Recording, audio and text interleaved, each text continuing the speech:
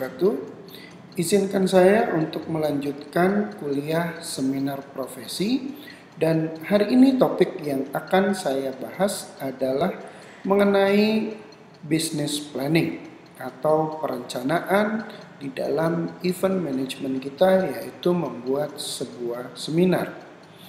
Apa sih planning itu atau business plan?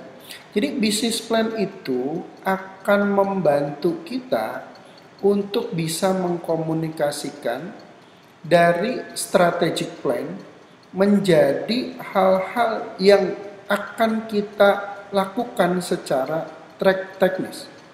Ya, biasanya kalau strategic plan itu adalah dibuat antara 3 sampai 5 tahun, ya. Nah, sedangkan business plan itu dibuat tahunan. Sekarang kalau kita bicara tentang seminar profesi, maka kita akan buat dalam waktu 1 semester. Apa saja yang harus dilakukan? Mari kita bahas satu persatu. Pertama, bahwa kenapa sih business plan itu menjadi penting?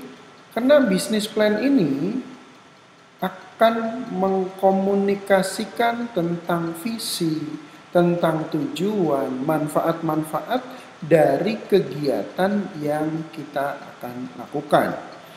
Ya, kemudian juga membuat bahwa eventnya nanti lebih fokus. Bagaimana kita kembangkan, bagaimana kita berdayakan, kemudian juga bagaimana bisa tumbuh menjadi lebih baik.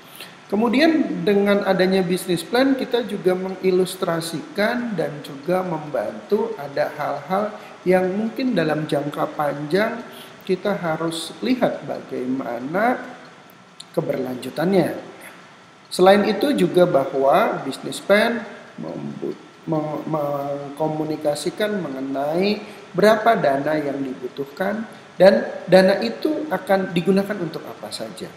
Kemudian tentang sumber daya, bagaimana pengoperasiannya, bagaimana sumber pendanaan, dan bagaimana kita bisa mengukur sukses kesuksesan kita. Dan banyak lagi. Dalam buku Event Management lengkap. Silakan bisa dibaca lebih lanjut. Ya, jadi ini semua menjadi hal-hal yang penting, hal-hal yang esensial kenapa kita harus membuat sebuah perencanaan. Nah, ini adalah satu panduan di mana ketika kita membuat sebuah perencanaan, agar perencanaan itu menjadi baik, ada sebuah panduan.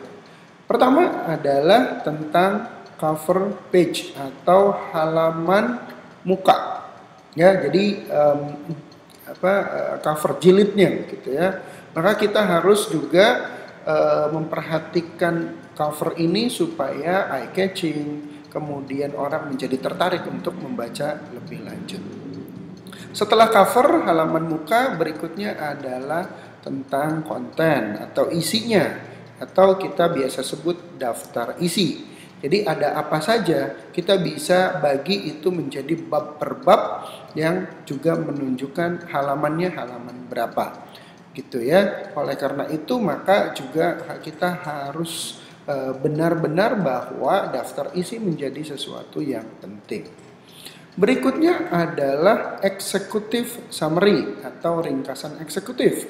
Ringkasan eksekutif itu berisi antara 2 sampai 3 halaman, di mana di antara 2 sampai 3 halaman itu di situ terdiri dari kegiatannya apa, visi misinya, tujuannya, sasarannya, tempatnya di mana, kemudian rasionalnya kenapa ini harus dilakukan, dan lain sebagainya sesuai dengan panduan ini. Maka kita juga harus membuat sebuah executive summary. Berikutnya setelah membuat ringkasan eksekutif, kita bahas satu persatu tentang latar belakang dan sejarahnya. Jadi pada bagian ini kita harus menyampaikan siapa kita. Kemudian sudah berapa lama historinya gitu ya, bahwa misalnya seminar profesi ini sudah berlangsung lama dan bagaimana dari yang sebelum-sebelumnya, bagaimana kelanjutannya. Kemudian itu nanti kita bisa masukkan ke dalam event history ya, bahwa secara sejarah ini bukan kegiatan yang pertama kali, tapi kegiatan yang memang sudah rutin, menjadi kegiatan rutin di kampus. Kemudian kita bisa sajikan juga tentang analisis SWOT yang minggu kemarin sudah kita bahas. Ya, bagaimana aspek internal, aspek eksternal kita kaji apakah menjadi peluang, menjadi ancaman, atau itu merupakan sebuah kekuatan atau kelemahan. Berikutnya yang kedua adalah event overview. Ya, jadi kita harus memberikan satu gambaran umum tentang kegiatan kita.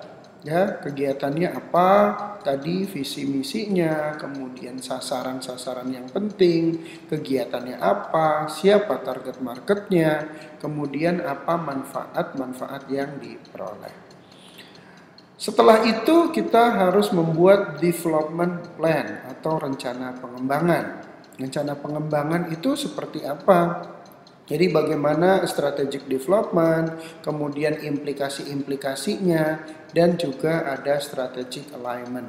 Ya, alignment bagaimana menghubungkan antara kegiatan ini dengan kegiatan di kampus. Begitu, kemudian adalah event requirement. Nah, jadi kebutuhan-kebutuhan apa yang diperlukan agar kegiatan ini sukses.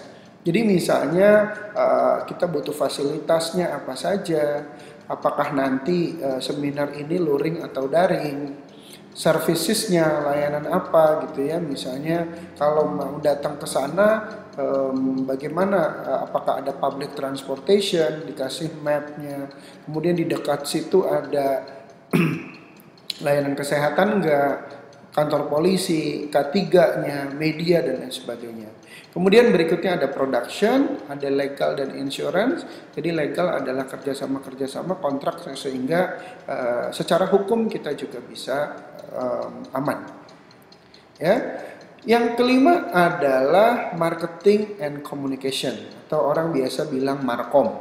Jadi markom itu tugasnya kita harus mendeskripsikan kepada nanti baik sponsor maupun calon audiens kita. Bagaimana analisis situasinya? Seperti yang tadi disampaikan di awal, bisa menggunakan SWOT. Yang kedua adalah target. Ya, jadi identify primary, siapa sih target utama, kemudian target lapis keduanya siapa dari kegiatan kita. Bagaimana marketing strateginya, tujuannya, media-media apa yang mau dipakai, kemudian juga kita membuat rencana aksi atau action plan, rencana-rencana kegiatan yang ini akan diplotting dari masing-masing aktivitas secara bulanan atau mingguan, bukan menggunakan timeline. Kemudian budgetnya berapa dan juga sumber-sumber daya lain yang diperlukan. Kalau perlu bahkan harus dilakukan riset. Ya, jadi misalnya tahun kemarin seperti apa, maka kita bisa lakukan riset.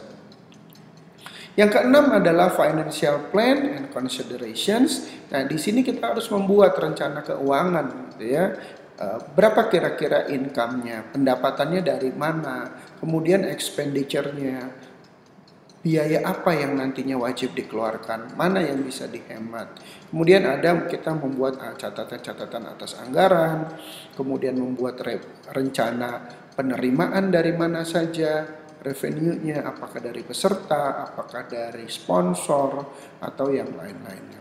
Kemudian mungkin nggak ada investment, ya kita beli barang yang bersifat investasi.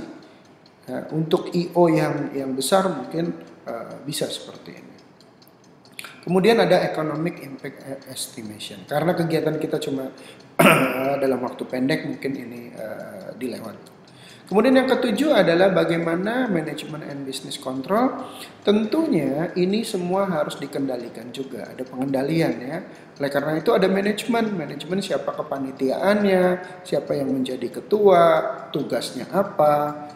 Kemudian juga ada event action plan, rencana aksi tadi, ya, bagaimana rekamannya, bagaimana record, ya.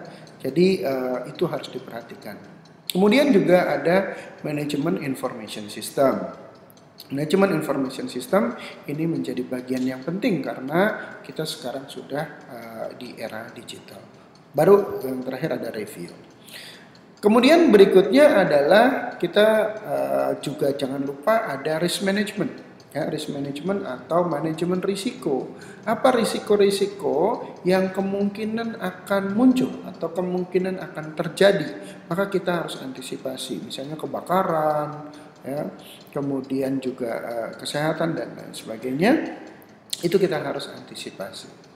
Jadi guideline-nya itu ada 8 dan di samping itu kita juga melampirkan, ya, di sini ada lampiran-lampiran tentang misalnya additional financial information, ada biaya-biaya tambahan, biaya tak terduga yang mungkin saja bisa keluar.